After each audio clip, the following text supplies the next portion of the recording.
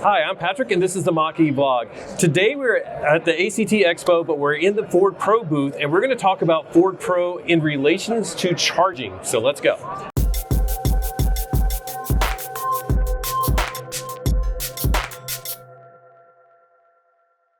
Okay, so this is Joel Tour with Ford Pro, and of course, a lot of you guys may not be completely interested in this. This is not like, we're going to be using these at Walmart or anything like that. Exactly. But I think it's still very fascinating because a lot of fleet customers are turning to Ford Pro because you guys are becoming experts in EV charging. Yeah, it's a big opportunity for us to move beyond retail customers, right? It's not just the Mach-E, it's the Lightning, it's the E-Transit. And fleets can choose between passenger vehicles like the Mach-E, right, vehicles like a F-150, which we all know and are familiar with, and then the E-Transit, which gives a lot of variability. We'll talk more later about that. I'm here to talk about charging.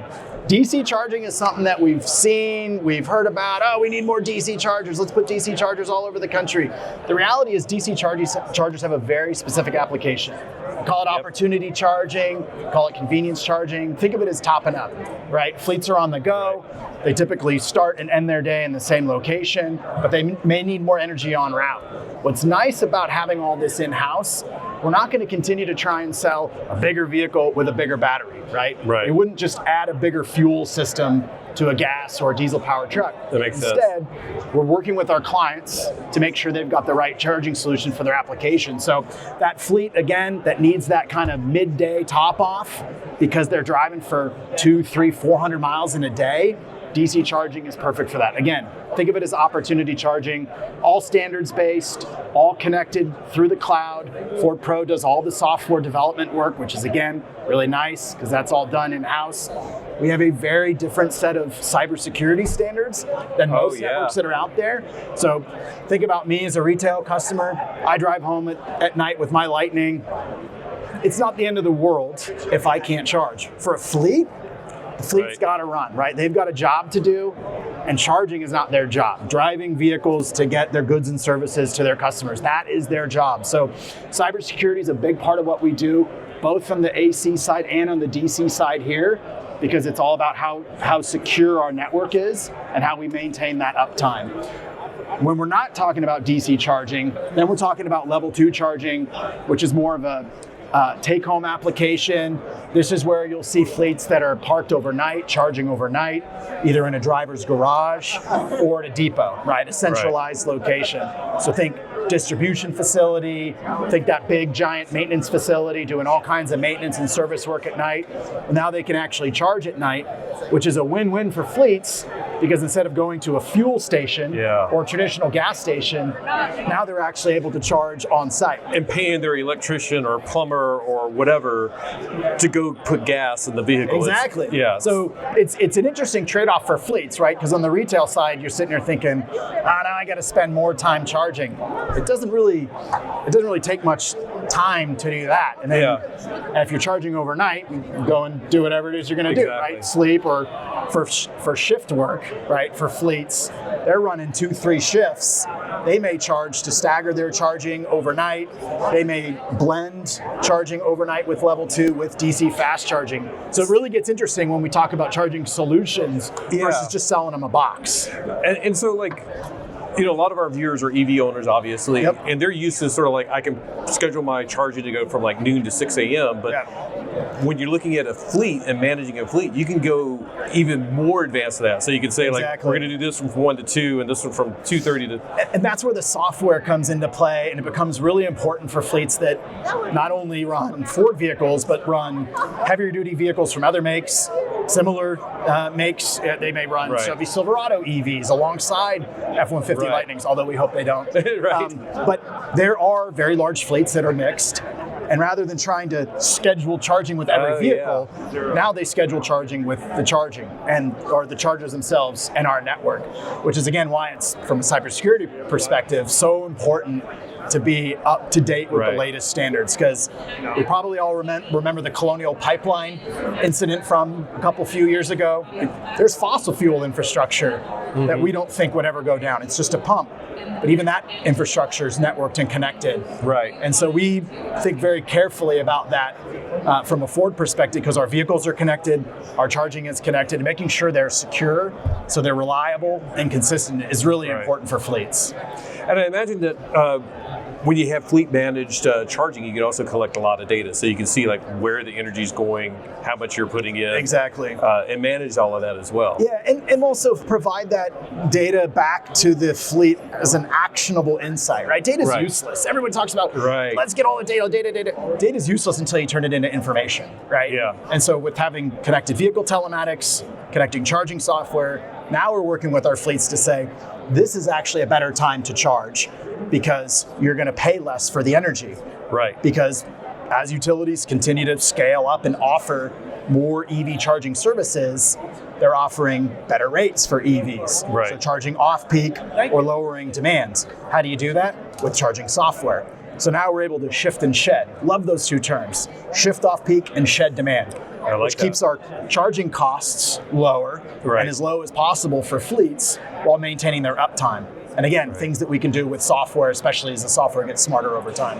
And just looking, like we've been walking around here, and like the boxes look basically the same, but there's actually different variations depending on what the customer would want. Exactly. So perfect application, 48 amp charger in a home environment, 60 amp breaker.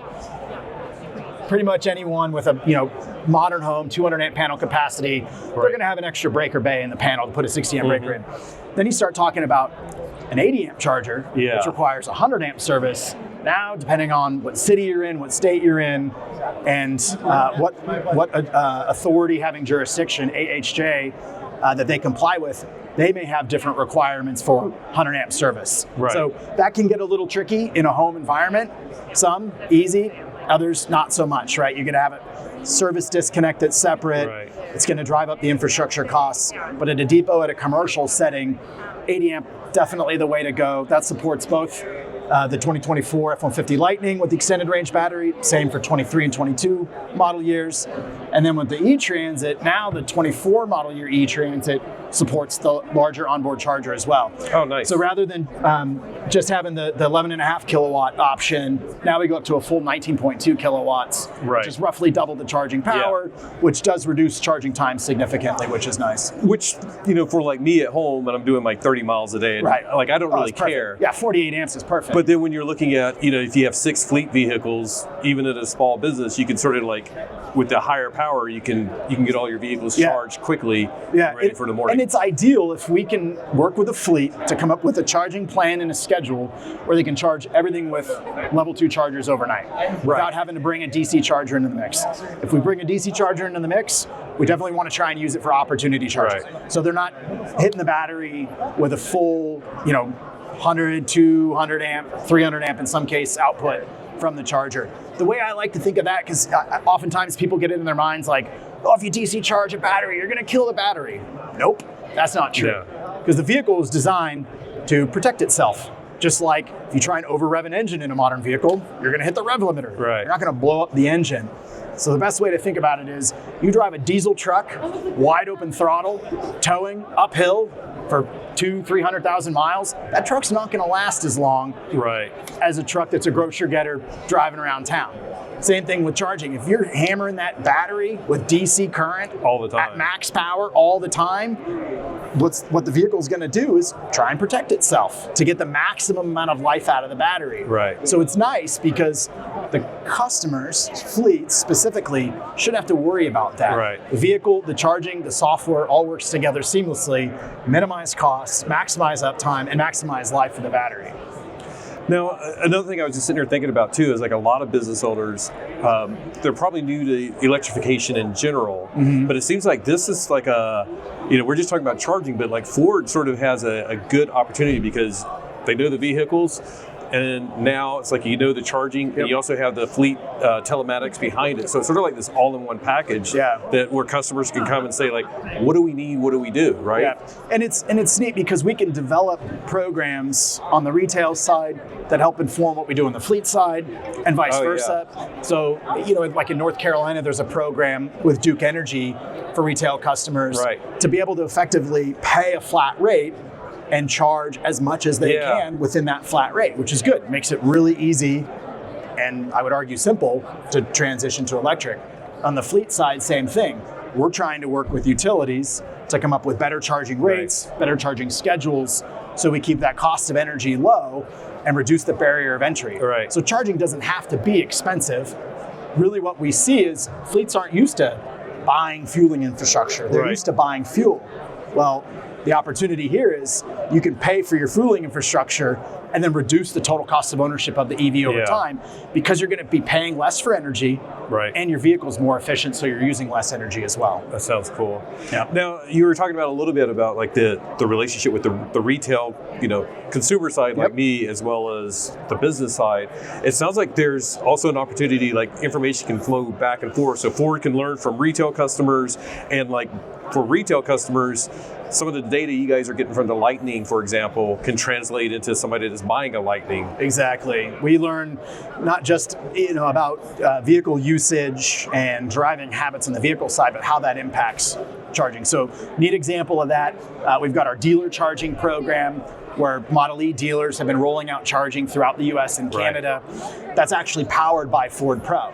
So it's our software, it's our hardware. So we created an option in a package for Model E and for dealerships to use that solution. And then we learn more about public charging habits to then develop a solution for fleets.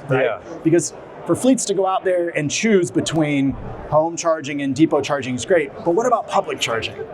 So our theory is there's a better public charging experience, and there are better public charging solutions for fleets that are coming in the future. More on that at a later date, but just kind of a little teaser about, again, how we learn from each other, both in the retail side and then the fleet side.